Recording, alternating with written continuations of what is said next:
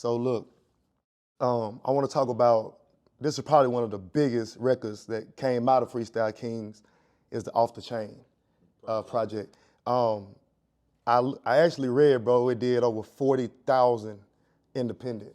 I want to kind of dig into that, like, dang, that's you. That's like going platinum. You know what I mean? Independent.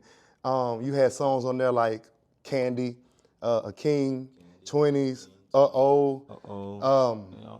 What was the mentality in the studio then? Like, it seemed like you just came out, you know what I mean? Just in that working, grinding, getting the music together, making sure it was good quality for us to continue moving forward with getting our merch together, t-shirts, flyers, towels, sound, and still building ourselves as a group and a team and a label.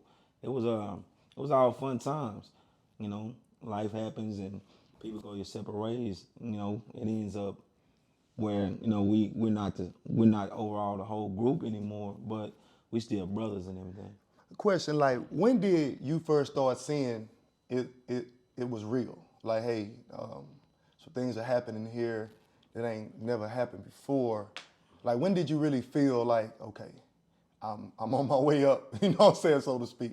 As far as on my way up, when you first start out, your immediate sense of you on your way up is when you get noticed in your own town. So Okay.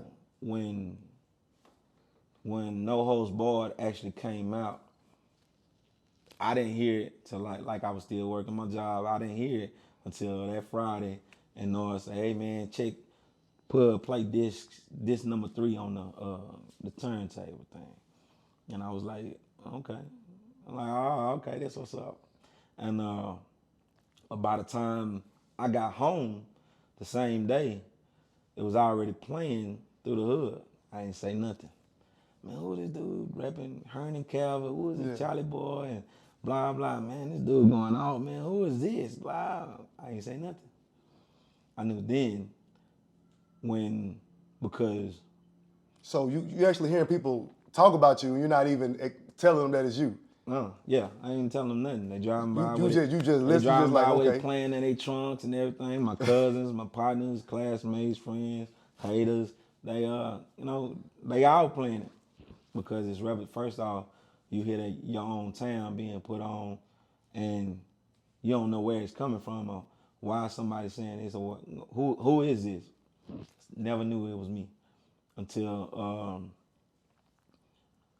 we had a show actually in my hometown at a VFW.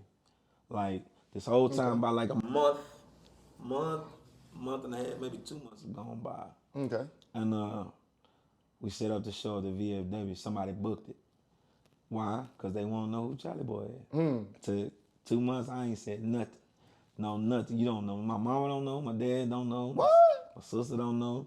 You'll find out soon enough if it happens and things turn out well. You'll find out. How did you hold on to all that and not tell nobody? I'm going to work and I'm working on what else next. Hell of a mentality to That's have. it. Let's see if I can keep it going. I damn sure would have to tell somebody, hey, say, I mean, I'm on that new freestyle king. But now, but see, that's amazing you did that, bro, because I'd have been yabbing around the town. Of course, the overall goal is recognition. You want to be heard. Of course. And you got some people that might actually be good, and you hearing them, but then when you hear them how they talk about themselves and what they doing and how they gonna do it, and I done told y'all this and blah blah, you get turned off. Initially, you got haters anyway before you even open your mouth.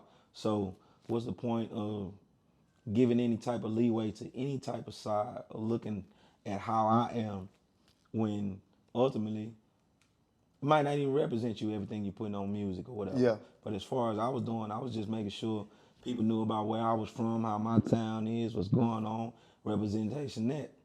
You don't need to see the face right now, just know what go down here. Yeah. And I feel that's what I was doing. I was pulling it off. So when we had the show, it was packed. It just wasn't Hearn, it wasn't just Calvert there, it was Brian, all the surrounding areas that was in the area, they came and showed up to the show. Cause they just got to see who this dude is talking about Hearn. But of course, with the rest of my team doing their music and putting on like they putting on, we were putting together good quality music. So Yeah.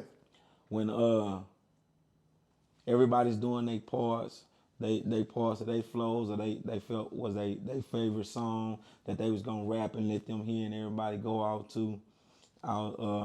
We specifically set it up to where like mid of the show, I think it was by like I think we did by like 45 minutes to an hour. So it was a bunch of music. All of us in the group was still together, so it was a lot more music to just span and bounce around. Country Grammar came on. Oh, it's on. Yeah. It's a whole different vibe now. Everybody rocking. But Country Grammar come on. Yeah, we finna see who this is now. Yeah. Came out the stage. I'm like, man, that's Miss Williams' son. That's Charles. Yeah. Hell shocked nah. her. And then you have them like, that's Charles. Hell no, that ain't Charles tonight, man. That's Chalie.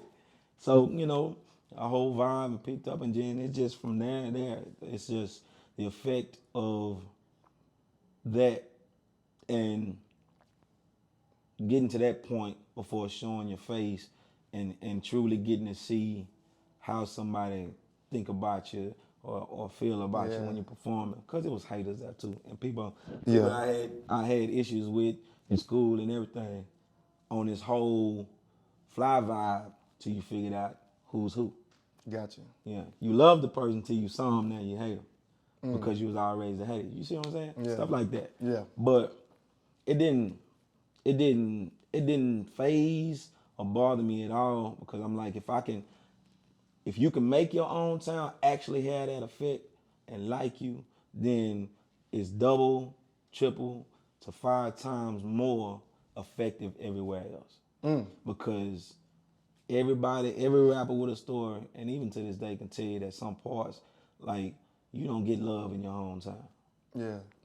You get love for the representation of your hometown, but you as the individual, you don't get love because somebody feels they could have been the one doing it better. Well, Facts. if I hadn't got on that tape, no one would ever, from my point of view, have ever gotten to think about Hearn and Calvert from my perspective. I mean, we got a lot of doctors, athletes, teachers, scholars come out of Hearn and Calvert. Like, we got our background history of our town and growing up. It's real. It's real. Like, we do our thing coming out of there. Yeah. But as far as music wise, we've had a lot of rappers just like everybody else. Even though it's a small town, we got people going out and doing their thing and trying to get on. Yeah. And they got their perspective and they had their love, and then I got mine and my perspective and viewpoint. So everybody listening at that time, you hearing my side of it. Yeah. And that was your whole mindset, pretty much. That was your whole mindset. I want to be heard, but it's not just about me. You gonna know my background, where I come from, why I do what I do, and how I do it the way that I do it. Facts.